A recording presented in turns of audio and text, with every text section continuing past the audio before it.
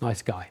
It was 350 years ago that the Great Fire ripped through London. It ignited late on September the 2nd, 1666, and continued for several days. Now, it actually killed remarkably few people, perhaps only 6. But it destroyed swathes of buildings, much of the old city, what we now call the city. There's a lot to say about the fire and how the initial reaction was to blame the French and the Dutch.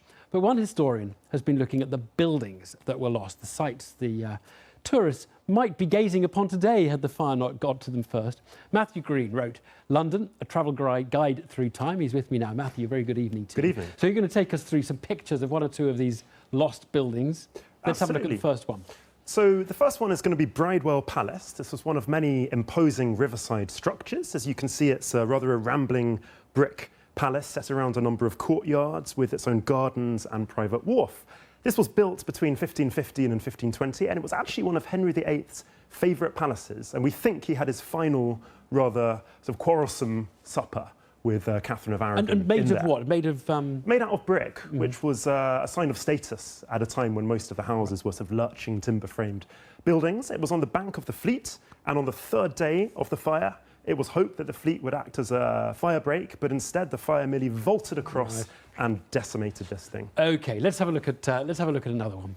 Well, the second one is what I would describe as the marvel of medieval London. This is Gothic St Paul's.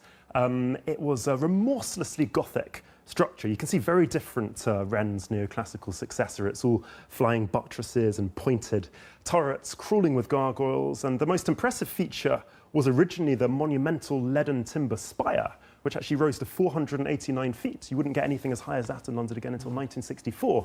But that was zapped by lightning in 1561. And on the eve of the fire, it was a kind of like a bazaar inside. It was the most sort of popular public space. This is on the same site as the existing St Paul's. On exactly the same site. Yeah. And yes. Now, an interesting feature, of course, is that these buildings were lost by the fire.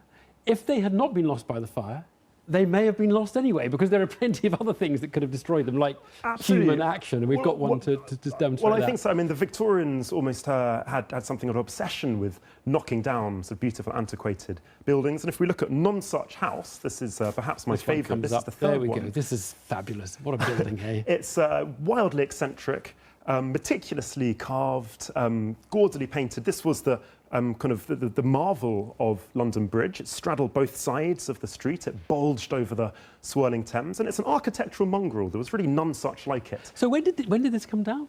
This came down, well, not until the 1770s, after all the other sort of houses on the bridge were removed. What an enormous as well. pity, right there over the Thames. These days you wouldn't be allowed to build it because it would obstruct the view of St Paul's, and someone would say you can't.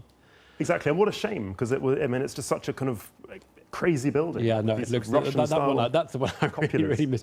How many buildings predating the fire are left in London? Well, you won't find more than 18, very few. In the actual sort of catchment area of the fire itself, really no more landmark buildings apart from the Tower and Guildhall, whose facade dates from the 1430s. Outside that zone, you do find Middle Temple Hall, you find Staple Inn in Holborn, and you can find one or two others. But essentially, as John Evelyn said after the blaze, London was, but is no more.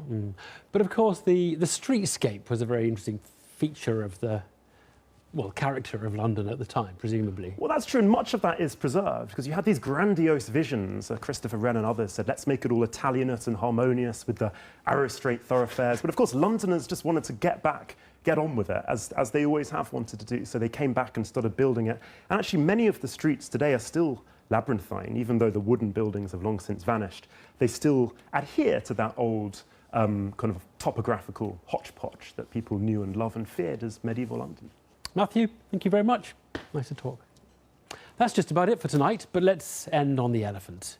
Because prior to the arrival of Europeans, scientists think that Africa may have been home to as many as 20 million of them. By 1979, that number was just 1.3 million, and the